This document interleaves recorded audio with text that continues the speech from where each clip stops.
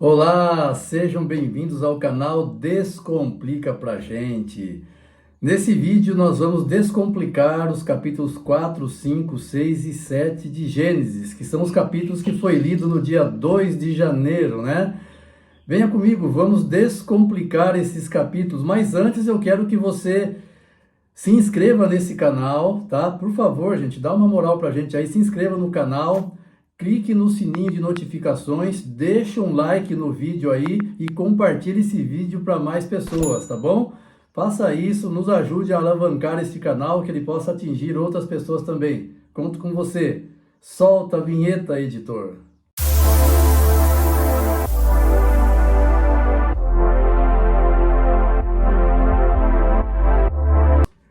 Muito bem, pessoal, vamos descomplicar então a nossa leitura de hoje, o dia 2 de janeiro, né? Lemos Gênesis 4, 5, 6 e 7. Vamos descomplicar. Descomplica pra gente Gênesis capítulo 4, né? Ali no verso 3 fala sobre a oferta que Abel e Caim apresentaram diante de Deus. E olha que interessante, Deus se agradou com a oferta de Abel, mas descontentou-se com a oferta de Caim. Por quê? Porque Abel levou aquilo que Deus pediu, né? Muito embora Caim ele tenha pego o melhor da lavoura dele, né? Mas não foi aquilo que Deus pediu. E Abel resolveu obedecer e levar aquilo que Deus pediu. Quando Deus se agrada da oferta de Abel e não se agrada da oferta de Caim, Caim ele fica com inveja, ele se ira contra o irmão, e aí no versículo 8, então, de Gênesis capítulo 4, nós vemos uma tragédia acontecer. Nós vemos aí o primeiro homicídio na Bíblia, né? Onde Caim, ele mata Abel. E isso mexeu com o coração de Deus, que no verso 10 do capítulo 4, Deus ali ele vai atrás de Caim e fala: Caim, onde está o seu irmão Abel? A voz do sangue do seu irmão clama da terra a mim.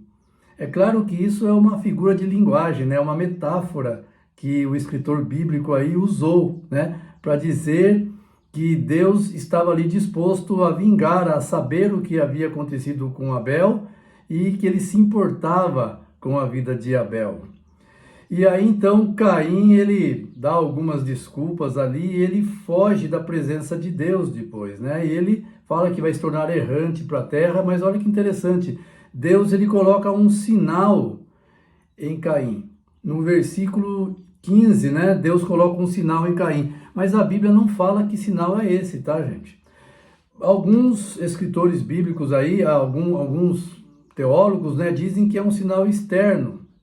Mas nós não sabemos que sinal é esse. Mas esse sinal protegia Caim para que outras pessoas não matassem a Caim de raiva por ele ter cometido um homicídio contra o seu irmão Abel. Mas veja, isso não é o perdão de Deus para cima de Caim. É apenas um sinal temporário para que Caim não fosse morto pelas mãos de outras pessoas, tá? E no verso 17 do capítulo 4, olha o que acontece. Caim, ele vai para a terra de Nod. E ali diz assim que Caim, ele se casa e constrói família. Mas espera aí, talvez você me pergunte, mas como assim? Não era só Adão e Eva, Abel e Caim? Aí Caim foge, com quem que ele se casa nessa terra aí? Queridos, a Bíblia, ela foca o principal, mas ela não diz o tempo que passou, tá? A Bíblia não narra para nós o tempo que passou, ela não dá detalhes aí em todo esse tempo. No versículo 4 do capítulo 5 de Gênesis, nós lemos ali que Adão e Eva tiveram filhos e filhas.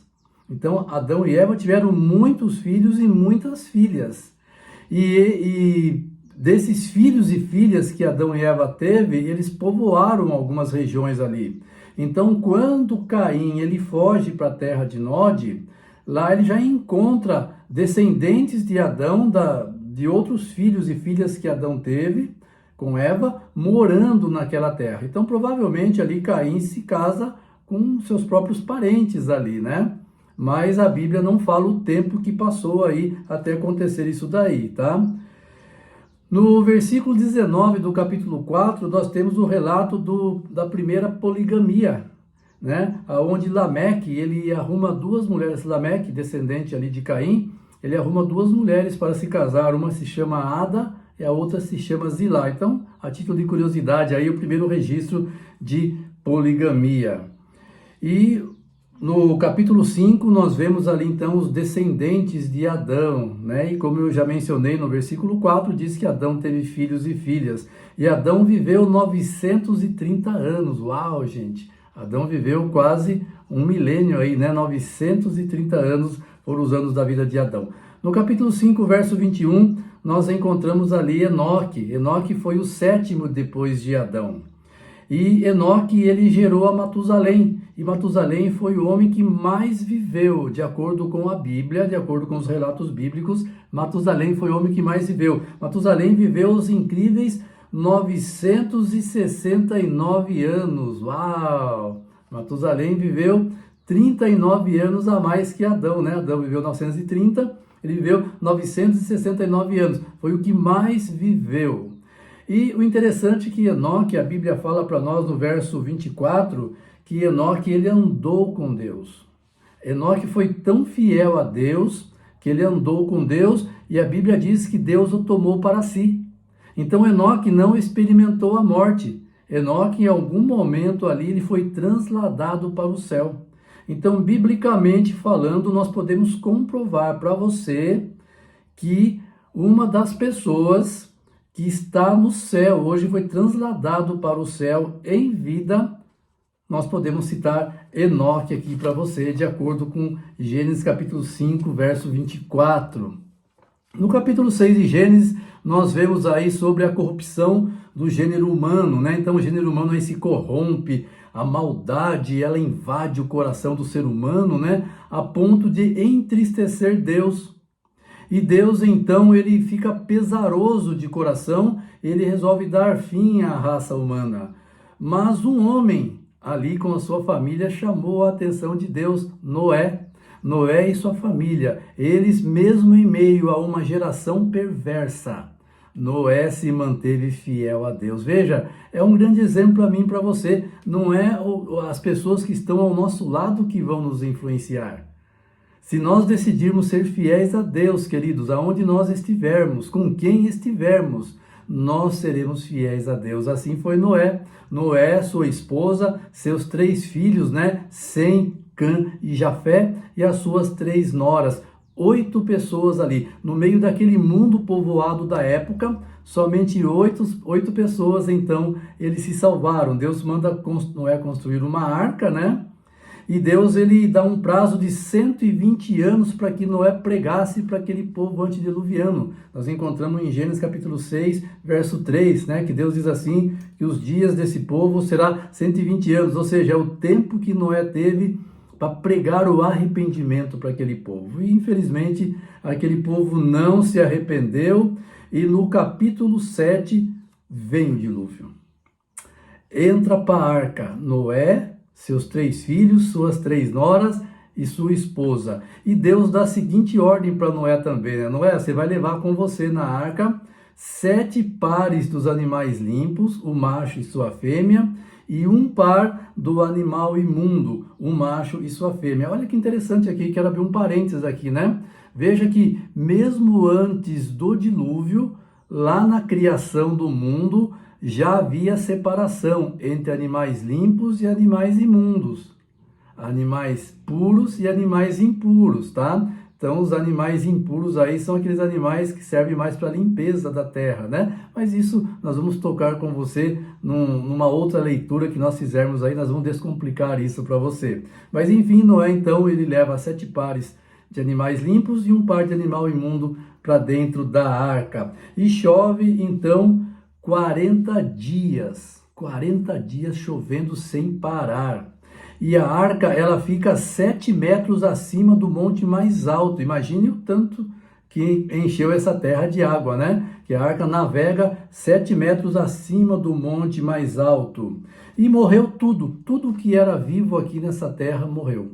Essa terra ficou coberta de água aí 150 dias. 150 dias as águas permaneceram por cima da terra e tudo que tinha vida, tanto vida vegetal como vida animal, tudo morreu.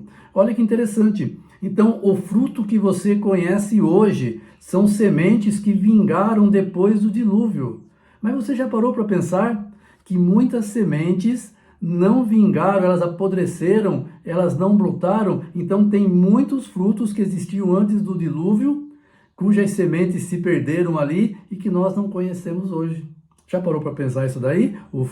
As frutas que você conhece hoje são aquelas que, depois do dilúvio, elas conseguiram brotar. E as que não conseguiram?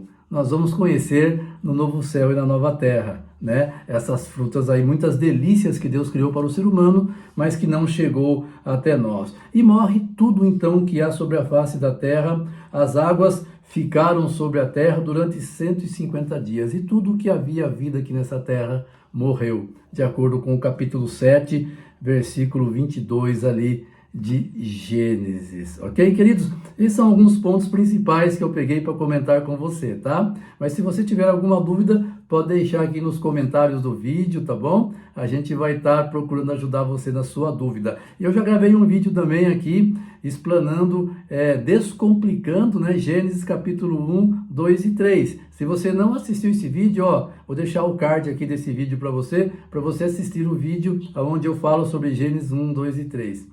Deus abençoe você, parabéns pela sua perseverança em estudar a Bíblia. Continue firme, até o próximo vídeo, se Deus assim nos permitir. Um abraço!